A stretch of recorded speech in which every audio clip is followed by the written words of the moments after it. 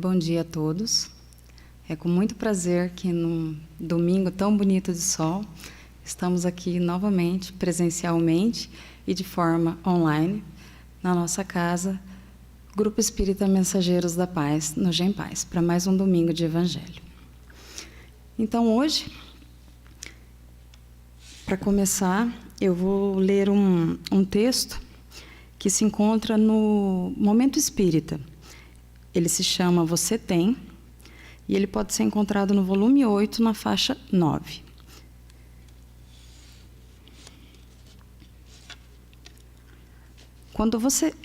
Quando alguém o busca com frio, é porque você tem o cobertor. Se a tristeza empurra alguém para perto de você, é porque você tem o sorriso. Se alguém chega com lágrimas, é porque você tem o lenço. Se a dor impulsiona alguém em sua direção, é porque você tem o curativo.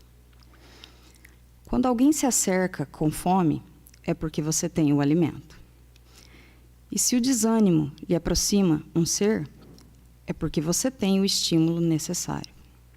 Quando alguém chega em desespero, é porque você tem a serenidade. Se alguém foge do tumulto e lhe procura a presença, é porque você tem a tranquilidade. Quando alguém o procura com medo, é porque você tem a segurança. Quando vem ao seu encontro um coração aflito, é porque você tem a calma. E se alguém o busca com palavras, é porque você tem a capacidade de ouvir. Quando lhe chega uma alma em conflitos, é porque você tem a temperança. Se alguém se aproxima com ódio, é porque você tem o amor. Se alguém lhe confidencia segredos, é porque você possui a discrição. Se a mágoa lhe traz alguém, é porque você tem o perdão. Se lhe apresenta uma fantasia, é porque você tem a realidade. Quando lhe trazem versos, é porque você tem a melodia. Quando lhe estendem as mãos sangrando, é porque você tem o remédio. Quando alguém lhe chega com a indecisão, é porque você conhece o rumo certo. Quando alguém lhe chega com carências, é porque você tem a ternura. E se alguém o busca com dúvidas, é porque você tem a fé. Quando alguém se aproxima com passos vacilantes, é porque você tem a firmeza. Se alguém se apresenta com a vontade paralisada, é porque você tem o dinamismo. Quando alguém chega com a mente confusa, é porque você tem a lucidez. E se alguém se aproxima com os braços abertos, é porque você tem o abraço. E por fim, quando alguém lhe apresenta um frasco vazio, é porque você tem o perfume. Por todas essas razões, nunca deixe alguém que o busca partir sem uma resposta, pois ninguém chega até você por acaso. Ainda que você pense que nada possui para oferecer, isso não é verdade. Se alguém lhe apresenta uma necessidade qualquer, mesmo que velada, é porque você tem algo a oferecer. De tudo o que Deus criou e que existe no mundo, o mais importante está dentro de você. São as suas virtudes de esperança, otimismo, coragem, confiança e amor. Essas qualidades devem brilhar para fazer a sua vida diferente. Do desabrochar dessas virtudes latentes em seu íntimo depende a felicidade de muitos. Deixe-as fluir dentro de você, como um pássaro livre, e perceberá que essa força divina espargirá paz ao seu redor, alcançando a todos aqueles que cruzam o seu caminho. Então, nesse momento, eu gostaria de convidar a todos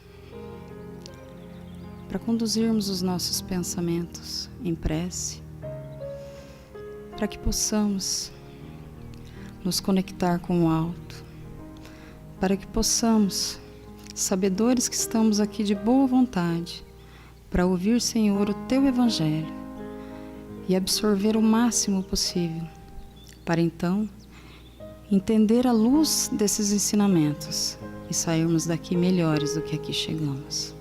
Mestre amado, intua nossa irmã no seu Evangelho de hoje e a todos aqueles que aqui se encontram presentes ou de forma virtual. Sê conosco, Senhor, que assim seja. Então hoje, com a nossa irmã Tânia, do capítulo 16, não se pode servir a Deus e a Mamon. Itens 9 e 10, a verdadeira propriedade. Tânia é uma trabalhadora da nossa casa, é a presidente da Sexta URI, coordenadora de cursos. Seja bem-vinda, nossa irmã.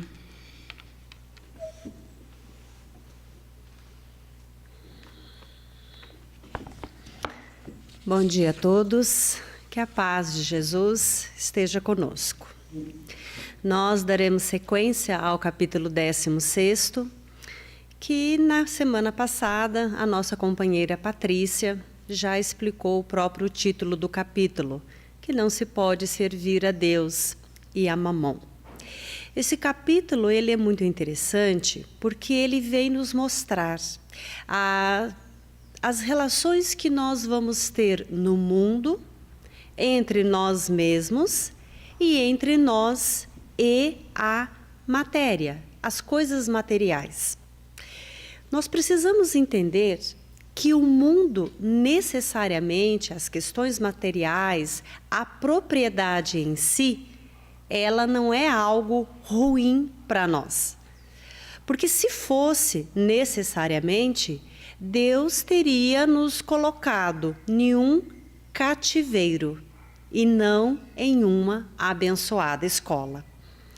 Então, o que o capítulo se propõe é nos mostrar que nós poderemos caminhar nesta abençoada escola, aprender nas suas mais diversas nuances que a vida nos propõe de conhecimento, de aprendizado e de experiência, sem, entretanto, a ele nos escravizar. Eu poderei possuir, sem me permitir ser possuída por aquele bem, por aquela pessoa e assim por diante. Então, hoje nós vamos tratar, dentro das instruções que os Espíritos nos trouxeram, sobre a verdadeira propriedade. Porque esta é uma dúvida de todos nós. E no período de pandemia, talvez todos tenhamos sido colocados em uma questão, em uma situação de nos perguntar: ora, se eu não posso sair, se eu não posso comprar, se eu não posso viajar, se eu não posso estar nos lugares que eu até tenho recursos para tanto, se eu não posso isso, se eu não posso aquilo, afinal de contas, o que realmente é meu? Então, este período de restrições talvez tenha sido e esteja sendo muito importante e significativo para que nós nos questionemos a respeito disso. E as instruções dos Espíritos, ela começa com uma afirmação que por si só já traz elementos para que nós pensemos por um bom tempo. Então diz assim: o homem só possui em plena propriedade aquilo que lhe é dado levar deste mundo. Há nesta frase uma palavra, vamos dizer assim, central, relevante, que é a qualidade que o Espírito deu para a palavra propriedade, que ele diz que é a propriedade plena. E é nisso que nós temos que refletir. O que é pleno? É aquilo que eu uso ou aquilo que eu tenho, sobre o qual eu não tenha restrições. Então, vamos dar um exemplo prático. Eu tenho um imóvel que eu comprei e esse imóvel eu comprei financiado. Então, eu possuo aquela propriedade, mas ela não é plena. Por quê? Olha, eu não posso vender aquele imóvel, porque ele está alienado, ele tem uma restrição do banco que me forneceu o dinheiro para eu poder comprar. E assim, eu vou passar 1 ano, 2 anos, 10 anos pagando aquele imóvel. O dia que eu terminar de pagar, o que vai acontecer nele? Eu vou ter a plena propriedade. Eu vou poder ir lá no banco que me deu o dinheiro e dizer assim, olha, você me dá aqui uma carta dizendo que eu não devo mais nada para você. E levo para registro, ou seja, aquela propriedade passou a ser plena. Se nós levarmos para as questões espirituais, esse conceito, entendermos o que é esse conceito, a pergunta ela vai requerer de todos nós uma análise mais profunda. O que de fato é meu, que é pleno, que não tem restrição? E de que restrição que os espíritos estão falando? É a restrição do ir e vir. O que realmente é meu, que eu trago para esta vida e para, depois que deixar o corpo físico, levo desta vida? Então vamos pensar assim, que de repente nós possamos ter uma joia de família, algo extremamente delicado, valoroso, muito caro e que já esteja na nossa família há quase 100 anos. Foi passando da bisavó para a avó, para a mãe, que chegou até nós e que de repente até amanhã ou depois pensamos em deixar para um filho. Esta joia, por mais preciosa que ela possa ser, por maior sentimento que nós tenhamos em relação a ela, nós temos a plena propriedade dela, espiritualmente falando? Não. Por quê? Porque eu não poderei levá-la para o mundo espiritual. Eu poderei levar a lembrança de um dia que eu usei, da pessoa que ela me lembra,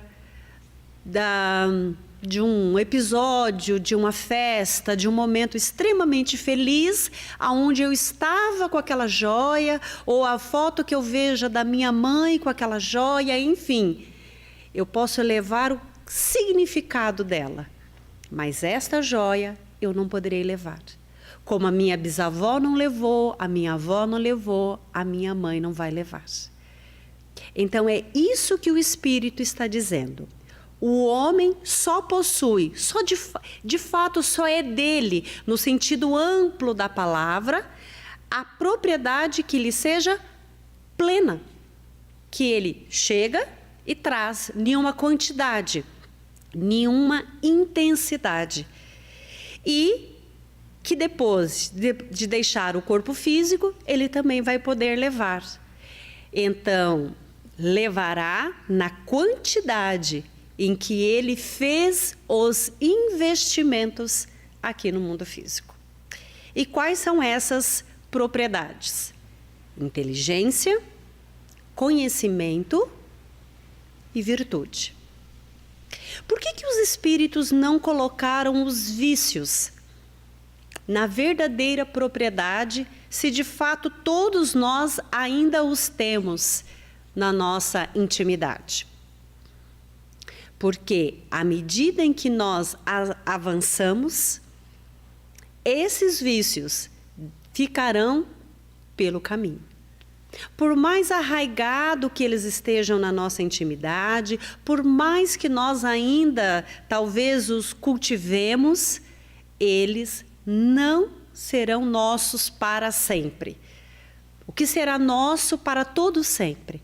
E que a lei de Deus já é perfeita no sentido de mantê-los e de não tirar nada de nós, é virtude, conhecimento e inteligência. E esta tríade de propriedade deverá ser para nós, sim, a razão dos nossos investimentos, da nossa força, da nossa vontade, da nossa determinação para poder tê-los. Leon Denis, no livro O Problema do Ser, do Destino e da Dor, ele tem um capítulo muito interessante, muito belo, que se intitula O Amor. E ele vai dizer, num dado momento, que o poder da alma, da nossa alma, ele se resume em 3 palavras: querer, saber e amar. Então diz ele que o querer, isto é, fazer convergir toda a atividade, toda a energia para o alvo que se tem de atingir. Desenvolver a vontade e aprender a dirigi-la. Então, o que ele está falando? Algo que não é um desconhecido da nossa parte, porque todos nós queremos, ao longo da nossa vida, alguma coisa.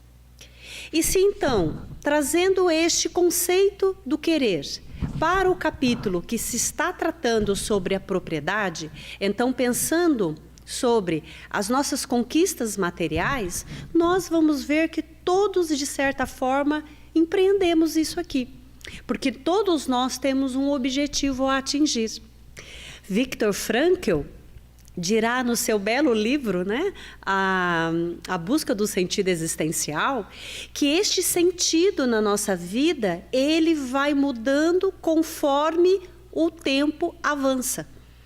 Que o sentido que eu tinha aos 10 anos não é o mesmo que eu tenho aos 20, não é o mesmo que eu tenho aos 30 e nem o que eu terei aos 50, aos 80 e assim por diante. Em cada momento da nossa vida, este sentido vai mudando. Então, pensando no querer, todos nós, quando começamos a nossa vida profissional, nós desejamos algo. Nós desejamos vencer. Então nós começamos os estudos, nós nos esforçamos, é aquele período de muita renúncia, de muito estudo, de ficar trancado no quarto, são as intermináveis semanas de provas que nós ficamos ali, estudamos e pesquisamos e formamos grupos de estudo e avançamos na madrugada ou acordamos na madrugada, não comemos direito. Então o que nós vamos fazendo? Nós vamos, com o objetivo que nós temos a atingir, nós vamos convergindo toda a nossa energia para aquilo. Superado a nossa formação profissional, aí nós passamos para a vida profissional e para aquilo que nós queremos almejar. Então, nós desejamos comprar uma casa, nós desejamos comprar um carro, nós desejamos formar uma família e ter os filhos. E assim, esse sentido que nós vamos buscando, nós vamos empregando neste querer. Então, por si só, o querer as coisas materiais não é ruim para nós e nem poderia sê-lo, porque afinal de contas nós estamos dentro de um contexto material. Não é ruim nós querermos uma casa confortável, queremos um bom cobertor, queremos uma sala confortável. Não há problema algum nisso. E, de fato, durante algum tempo da nossa vida, nós vamos dirigir a nossa vontade para almejar e atingir esses objetivos. Um outro poder da nossa alma, nos diz Leon Denis, será o saber. Portanto, não bastará querer. Não bastará dirigir a nossa vontade para se atingir um determinado fim. E aí diz ele, saber porque sem o estudo profundo, sem o conhecimento das coisas e das leis, o pensamento e a vontade podem transviar-se no meio das forças que procuram conquistar e dos elementos a quem aspiram governar. Então, só querer, meus irmãos, é pouco para nós. E às vezes, nós, dentro desses 3 poderes, iremos canalizar toda a nossa energia só para o querer. Ainda que a gente diga, não, mas eu estudei muito para isso. Estudamos, mas este saber que Leon Denis está nos falando não seria apenas no sentido da instrução em si, mas esse conhecimento das coisas e o conhecimento da lei está a nos falar, para além da instrução, de um conhecimento realmente da vida, da instrução que também possa se transformar em sabedoria, porque são coisas diferentes. Só a instrução por si só talvez possa nos tornar pessoas extremamente interesseiras. E às vezes nós então sabemos muito, temos muita instrução, mas não somos sábios. Utilizamos essa instrução só para o nosso próprio proveito. E assim às vezes vemos os profissionais que, conhecedores das coisas e das leis, utilizam todo este conhecimento para enganar. São as famosas fraudes que nós encontramos aí todos os dias, infelizmente, ainda, porque dia chegará que as manchetes serão outras e que, portanto, buscam apenas a satisfação dos seus interesses, dos seus pessoais, aqueles mais próximos. Não importa que esta fraude irá prejudicar a milhões. Não importa que para este recurso que virá para mim, muitos não terão comida, não terão a água, bebida no sentido, né, da água que chega canalizada às casas, não terão roupa, não terão remédios. Às vezes nós vamos verificar que nos hospitais faltam o básico. Não temos, os médicos não têm luvas. Os médicos não têm máscaras, os médicos não têm jalecos, não têm o próprio equipamento de proteção para poder trabalhar. Vamos ver escolas onde nós não temos quadros, professores que não têm um giz. Aonde ficaram esses recursos? Esses recursos ficaram pelo meio do caminho. Porque, convenhamos, nós estamos na pátria de muitos recursos, sejam eles financeiros, sejam eles naturais. E que muitas vezes, lá na ponta onde eles teriam que chegar, eles não chegam. Então, não é, o saber precisa ser um saber aliado a este outro poder da alma, que é o amar. Eu quero, eu sei, e temperando este querer e este saber, eu tenho o amor. Então diz ele, acima, porém, de tudo, é preciso amar. Porque sem o amor, a vontade e a ciência seriam incompletas e muitas vezes estéreis. O amor ilumina-as, fecunda-as, centuplica-lhes os recursos. Não se trata aqui do amor que contempla sem agir, mas do que se aplica a espalhar o bem e a verdade pelo mundo. É deste amor que nos falou a Patrícia semana passada, aonde nós possuímos, mas não somos possuídos por aquele patrimônio. Não importa que ele esteja na casa do 1000 ou do 1.000.000, ou dos milhões, ou dos bilhões. Nós conseguimos espalhar o bem e a verdade pelo mundo. Fazer a diferença aonde nos encontrarmos.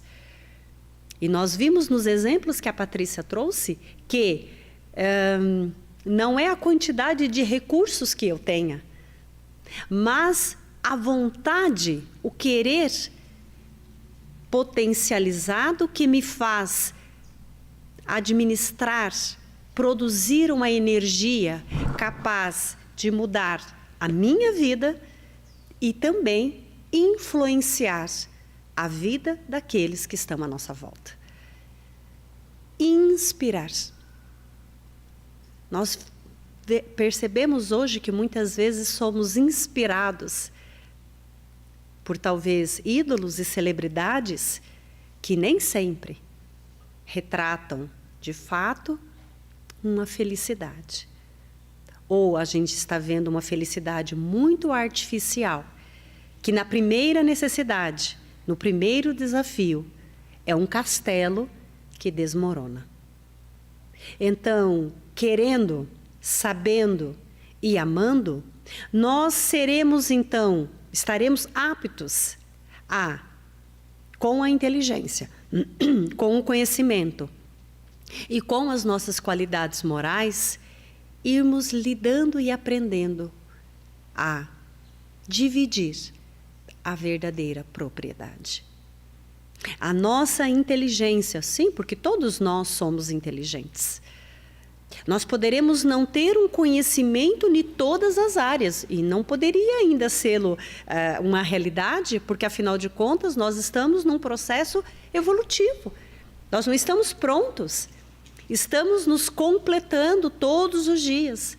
Todos os dias há algo para que nós agreguemos a nossa inteligência, a nossa capacidade de resolver os problemas, de encontrar caminhos. E a esta inteligência nós vamos somar e vamos desenvolvendo com os conhecimentos. Conhecimentos nas mais diversas áreas. Muitas vezes somos PhD em determinado assunto e que bastará virar o nosso foco para outro assunto e nós veremos que somos estagiários, aprendizes. Muitas vezes dominamos a informática, mas quando olhamos para uma horta não temos a menor noção de como é que se planta, de como é que se colhe, como é que se cuida. Muitas vezes olhamos para as leis e vamos entender aquele sistema legal de uma forma impressionante. Mas viramos para um fogão e vemos ali 4 bocas que às vezes nós não conseguimos administrar uma, quanto mais as 4 de uma vez. Muitas vezes somos extremamente entendidos nas misturas químicas, nos ingredientes, e às vezes olhamos para meia dúzia de crianças e não sabemos ajudá-las, administrá-las, cuidar. Estava refletindo ontem com as minhas irmãs, neste período pandêmico, não é? Sobre as mães que agora estão tendo que cuidar dos seus filhos. E fiquei pensando na minha mãe.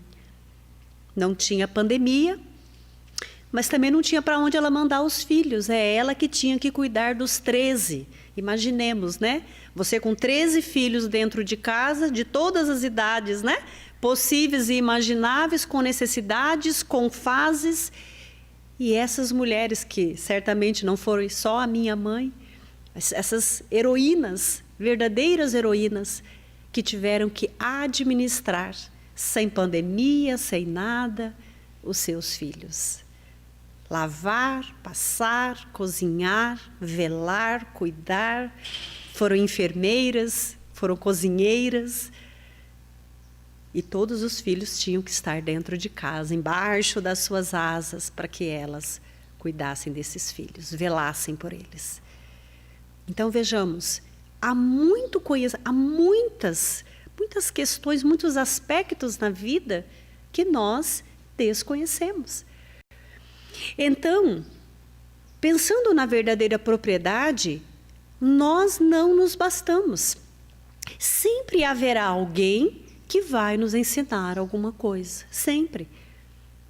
Sempre haverá alguém, por mais simples que seja, às vezes nem tem o diploma que eu tenho, e entretanto, num aspecto da vida, ele me traz uma sabedoria, me traz um conhecimento. Então, nós vamos nos completando uns com os outros. Nós não estamos numa posição de só ensinar, e não estamos, nenhum de nós, numa posição de só receber. Estamos nesta troca. E assim nós vamos aprendendo nas equipes, nas casas espíritas, porque às vezes nós, à frente de um trabalho, nós criamos o personalismo. Ah, não, esse trabalho só funciona desta forma, só dá certo do jeito que eu faço. E aí nos esquecemos da troca, do conhecimento. E que bom, e vivam as diferenças. Porque é muito importante que nós sejamos diferentes, porque assim nós aprendemos uns com os outros. Então, nós temos aquele que é mais organizado, que vai ensinar para os outros esses princípios, essas questões de organizações. Nós temos aquele outro que já é mais, né, afeito às questões legais. Nós temos aquele outro que já é mais afeito às questões da cozinha. Aquele outro que é melhor na oratória. Aquele outro que trabalha melhor nos bastidores. E assim, cada um com as suas aptidões e características irão formar o feixe de varas a que Jesus se referiu. E é muito interessante a fala de Jesus, o exemplo que ele nos traz. Por quê? Porque quem já formou um feixe de varas, né, na vida... Então, eu me lembro que quando nós não tínhamos o fogão a lenha, nós, né, juntava minha mãe e as vizinhas e nós íamos para as datas perto ali de casa para pegar lenha. E aí, elas formavam os feixes que cada criança ia carregar, obviamente proporcional ao tamanho de cada um, né? Então juntava as varinhas, fechava ali, amarrava, fazia aquela, vamos dizer assim, tava ali um fechamento de tal forma que aquele negócio ia firme até a gente chegar em casa. As varas eram iguais? Não. Elas estavam juntas, mas cada uma era de um tamanho, cada uma era de uma grossura, cada uma era de um jeito. Mas o que fazia sentido naquele feixe? A amarração. O fato delas estarem juntas para um objetivo, né? Que era colocar ali fogo no nosso fogão a lenha para que a gente tivesse o alimento. Então vejamos, assim somos nós. Portanto, esta troca de conhecimento, ela será fundamental e importante para nós. Porque se todo mundo fosse como a Tânia, certamente o mundo não teria, né, não seria tão gracioso como ele é. Então, é nas diferenças que nós vamos aprendendo uns com os outros. E com isso, nós então passamos a ver o objetivo maior, pelo qual nós estamos juntos, e com isso, nós teremos a harmonia e não o personalismo. E assim será no nosso lar. Nós não somos iguais. Nós não nos casamos com uma pessoa exatamente igual a nós. Nós poderemos ter muitos pontos em comuns, mas iguais, idênticos, nós não somos. E é justamente nessa diferença que nós vamos encontrar a harmonia, aonde nós vamos aprendendo uns com os outros.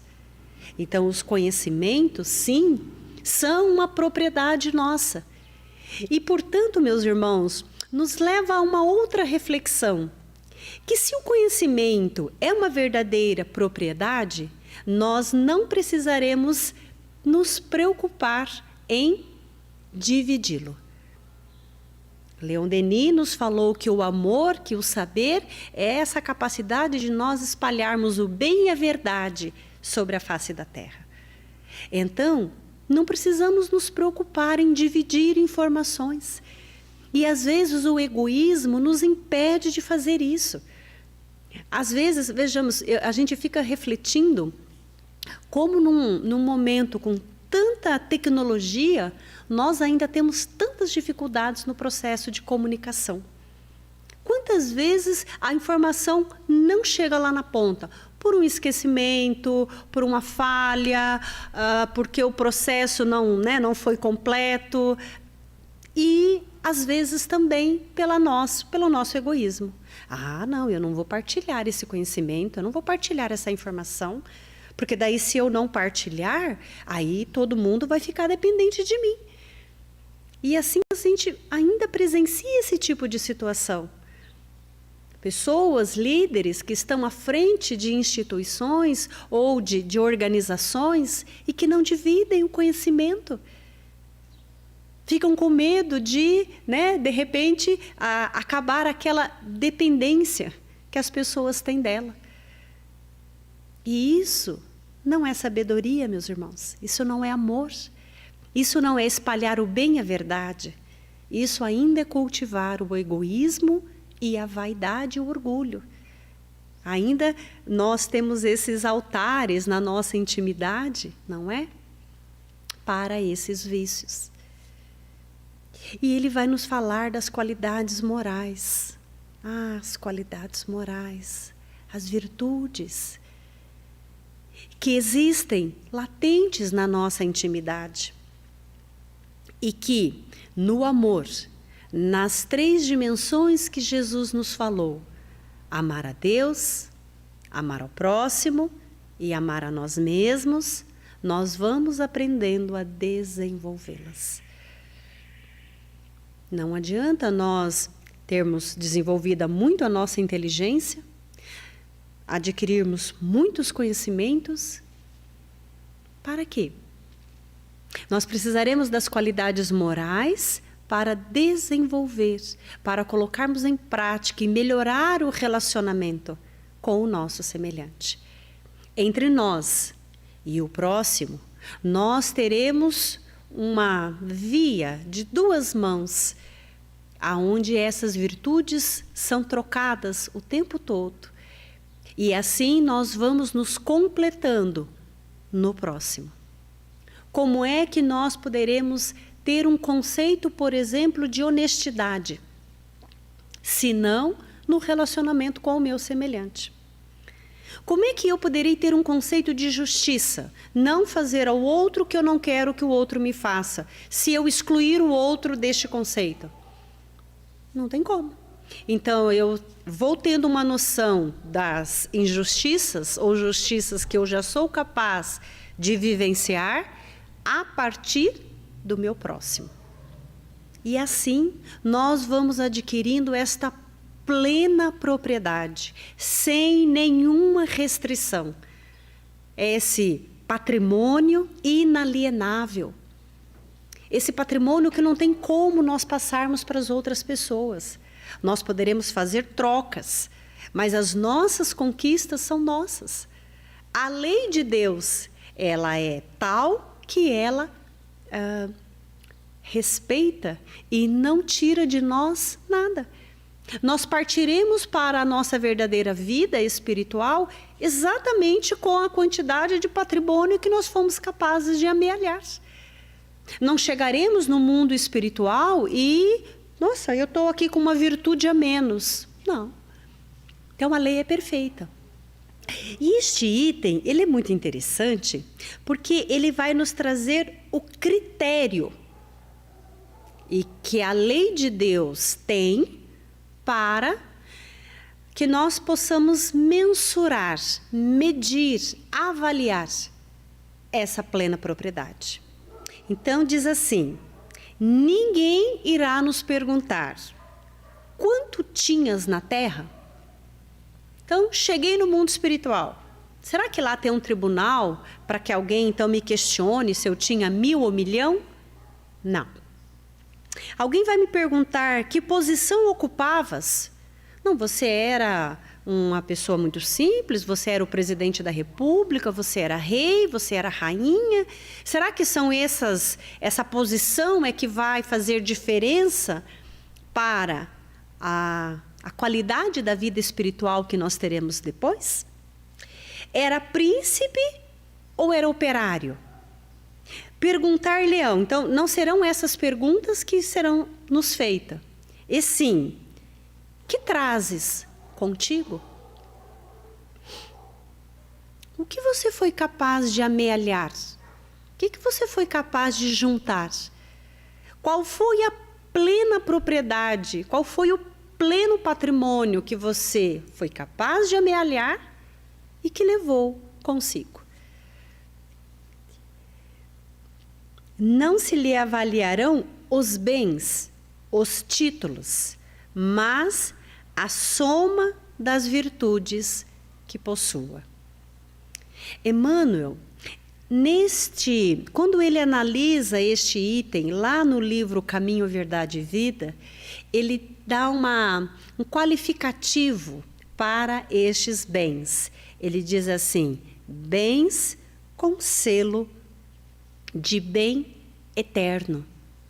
Então não é um bem provisório. Então vamos pensar no nosso carro. Por melhor que ele seja, por mais confortável e por mais que ele resolva os nossos problemas, né, que agilize a nossa vida no ir e vir, este carro é um bem com selo provisório. porque ele vai ficar aqui, eu não vou levá-lo para o mundo espiritual. Se nós pensarmos na nossa casa, por mais maravilhosa que ela seja, por mais confortável que ela seja, é um bem de valor transitório, fica no mundo. Transitório em relação a nós, fica no mundo. Se eu pensar na inteligência, bem com selo, com uma marca de bem eterno, esse ninguém tira de mim. E neste item, nessa instrução dos espíritos, um outro espírito vai dizer assim: os bens da terra pertencem a Deus. Se eles pertencem a Deus, então o que eles são em relação a mim? Eles são, o que eu sou em relação a eles, melhor dizendo? Usufrutuário. Eu uso do bem, eu usufruo dele, eu exploro dele tudo que ele tem para me dar. Então, um carro agiliza muito a nossa vida, porque nos leva ao mercado, porque nos leva à farmácia, porque nos leva até o ser amado, porque nos leva a uma viagem. O avião que nos transporta de um lugar a outro neste mundo. Mas o que eu sou em relação a ele? Somente usufrutuário. Eu uso do carro. No nosso caixão não vai ter, e por mais que às vezes a gente fala assim, né? No caixão não tem gaveta, mas ainda que ele tivesse, isso ficaria aqui na Terra. Então, de fato, vejamos como Deus é o maior doador do universo, na medida em que tudo que Deus fez foi para os seus filhos. O perfume da flor, o canto do pássaro, o sol, né, que está aí, essa semana trabalhou bastante, não é? Mas hoje, desde ontem à noite, o nosso irmão Vento veio trabalhar mais um pouquinho e nos trazer esta brisa, esse frescor. A lua, que ultimamente não anda prateada, mas dourada, não é? Pelos reflexos do sol, tudo tão lindo. Tudo isso que Deus fez é para nós. Então, tudo realmente pertence a Deus. O homem, com a sua inteligência, ele vai modificando a paisagem. E se essa inteligência e este conhecimento estiver temperado com o amor e com as virtudes, esta paisagem será sempre a melhor possível, respeitando os recursos naturais, pensando naquele que menos tem, levando à promoção social, não criando cativeiros eleitorais, mas dando às pessoas a chance de progredirem, de fazerem as suas próprias escolhas, de realmente se colocarem na vida numa posição não de coadjuvantes apenas, mas de senhores de si, que saibam fazer as suas escolhas. Então, vejamos, tudo isso são nossas responsabilidades, de acordo com o lugar aonde a vida nos colocou. Para caminharmos ao final, nós vamos encontrar aqui no livro O Céu e o Inferno, no capítulo 5º da primeira parte, aonde Kardec analisa sobre o purgatório. E ali ele vai trazer uma informação muito interessante para nós. Porque às vezes nós pensamos assim: então, porque talvez eu usei mal os recursos materiais numa vida, em outra eu serei pobre. Não necessariamente. Então, diz Kardec assim: devido às suas imperfeições, o espírito culpado sofre primeiro na vida espiritual, sendo-lhe depois facultada a vida corporal para a reparação. É por isso, então, pelas suas falhas, que ele se acha nessa nova existência. E aí ele vai trazer algumas condições para nós. Quer com as pessoas a quem ofendeu.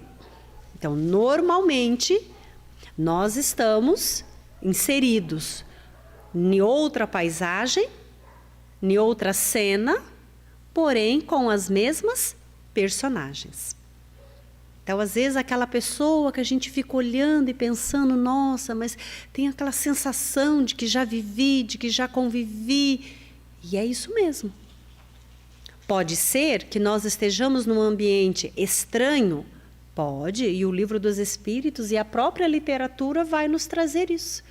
De repente, dentro de uma família, nós vamos ter alguém que destoa completamente daquele, né, das características, das semelhanças dos demais.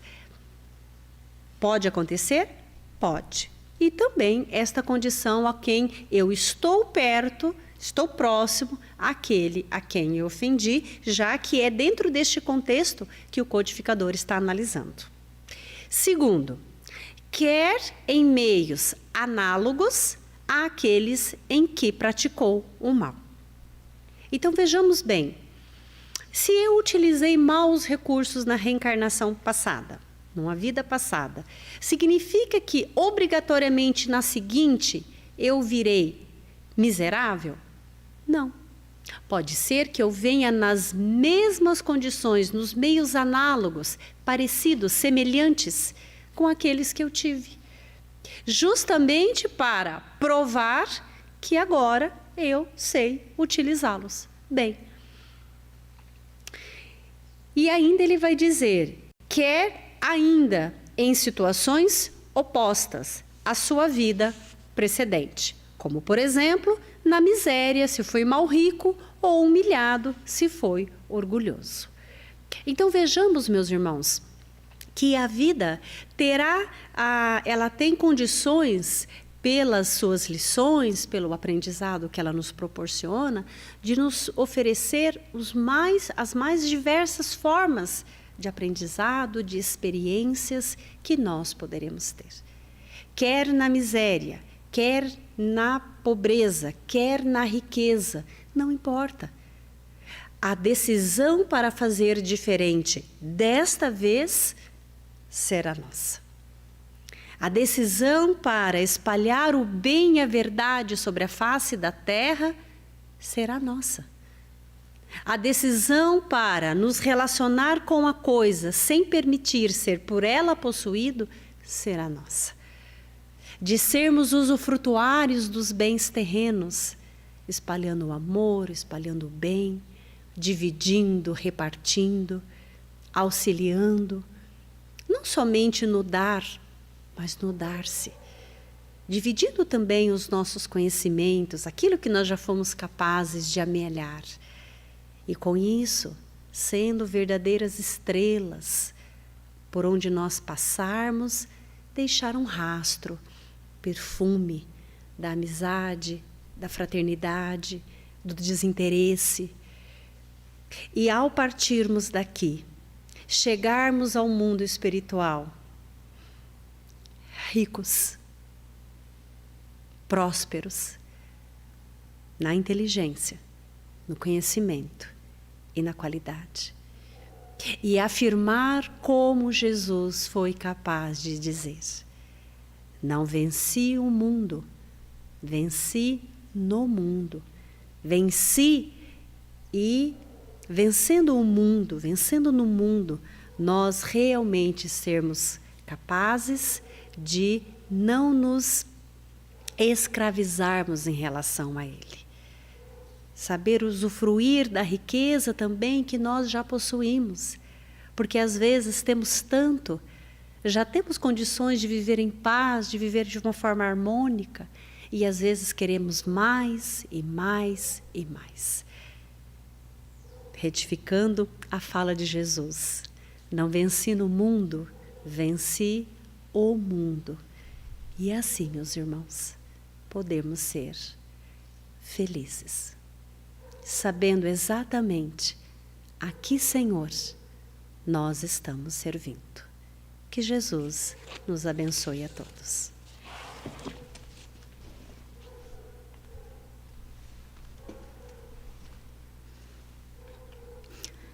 Nesse momento, nos resta agradecer a todos os presentes, a imensa contribuição da nossa irmã Tânia, com suas palavras, a todos os nossos irmãos que nos acompanham através da internet e que possamos, numa próxima oportunidade, nos encontrar novamente, aos domingos, às 9 da manhã e às terças-feiras, às 20 horas. Mestre amado Jesus, muito obrigado, Senhor. Obrigado pela oportunidade de estar aqui, de ouvir as suas palavras, de poder entender o tamanho da nossa responsabilidade, para que possamos, sim, Senhor, trilhar em busca da nossa verdadeira propriedade, para que possamos, assim, chegar do outro lado, como disse a nossa irmã, ricos de sentimentos, de virtudes e de amor. Mestre amado, muito obrigado. Fica conosco no decorrer de toda essa semana e sempre em nossos corações. Que assim seja. Bom dia a todos.